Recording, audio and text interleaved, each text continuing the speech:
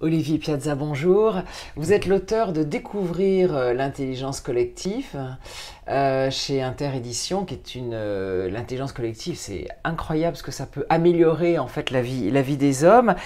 Et vous parlez de la cohérence du groupe qui s'inspire des nuées d'oiseaux. Est-ce que vous pouvez nous développer ça? Oui, alors, c'est vrai quand on regarde les nuées d'oiseaux, des tourneaux en particulier, bon, c'est des images Incroyable. fascinantes, sublimes, poétiques, et qui questionnent sur la capacité à faire ça, parce qu'on se dit, mais nous, on en serait totalement incapable.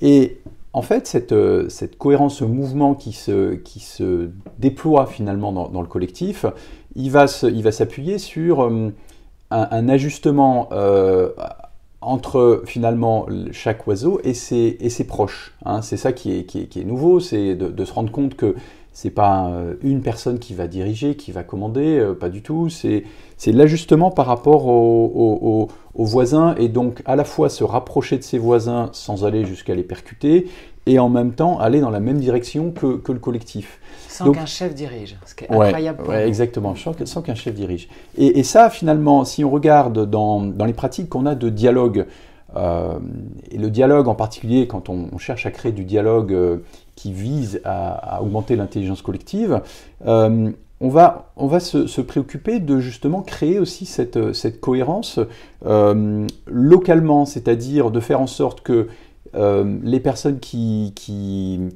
échangent vont se mettre d'accord sur des processus, hein, c'est-à-dire, voilà, si en ce moment on est en train d'imaginer tout un ensemble d'idées, de solutions à un problème, on va plutôt être dans ce qu'on appelle ce mouvement de divergence.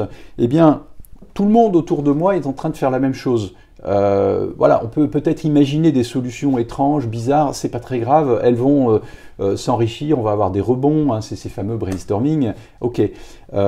Eh bien, tout le monde est en train de faire ça et joue ce code, hein, joue cette règle.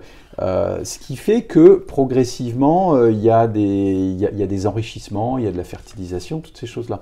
À un moment, si tout d'un coup on veut aller vers un choix, vers une prise de décision, on va commencer à réduire les options, à regarder ce qui porte le plus, ce qui donne le plus d'énergie, ce qui semble émerger du groupe. Donc pareil, on est tous en train de faire ça.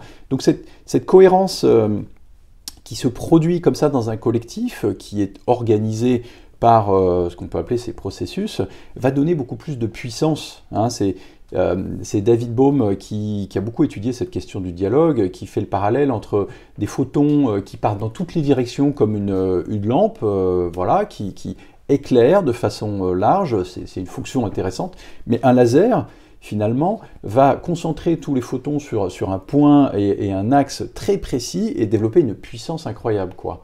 Donc c'est la même, on pourrait dire, c'est la même métaphore. Avec toutes sortes de règles, hein. C'est intéressant parce que vous dites qu'il faut se tutoyer pour éviter les problèmes de hiérarchie, avoir des réunions en cercle où chacun a un temps de parole, ce qui n'est pas du tout le cas. En général, il y en a qu'un qui parle, un ou deux, répartir les rôles selon les compétences de chacun. Enfin, en fait, c'est votre travail de coach d'ailleurs. Il y a plein de tuyaux finalement pour obtenir cette fameuse intelligence des insectes sociaux. C'est passionnant, hein?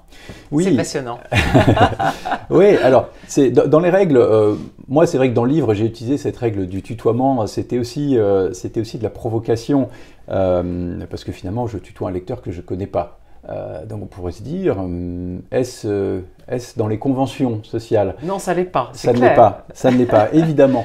Et donc, c'est pas nécessairement justement, mon but n'est pas d'établir une nouvelle convention, mais c'est en tout cas de faire réfléchir à ça. Moi, je me souviens avoir accompagné un dirigeant une fois qui avait instauré, quand il était arrivé dans son entreprise, une nouvelle entreprise, qui avait instauré par son rôle, il était directeur général, qui avait vouvoyé tout le monde. Et puis, il se retrouvait 3 ans plus tard avec effectivement tout un ensemble de relations, maintenant, de personnes qu'il connaissait bien, et il continuait à les vouvoyer. Sauf ceux qui étaient exactement dans son équipe de direction. Et il disait, mais je suis coincé avec ça, je ne sais pas trop comment me dépêtrer de ça. Et parce que finalement, ce vouvoiement crée un écart de statut, créer une distance, ouais. voilà, une distance relationnelle. Donc quand on pense à tout à l'heure, on avait ce besoin d'affiliation que nous avons. Donc en fait, il nous joue énormément de tours. Et dans d'autres langues, il n'y a pas ce problème-là, quoi. Donc on peut aussi, nous, choisir de s'en passer, hein, de ce problème. Bon alors, tu es parfait, merci.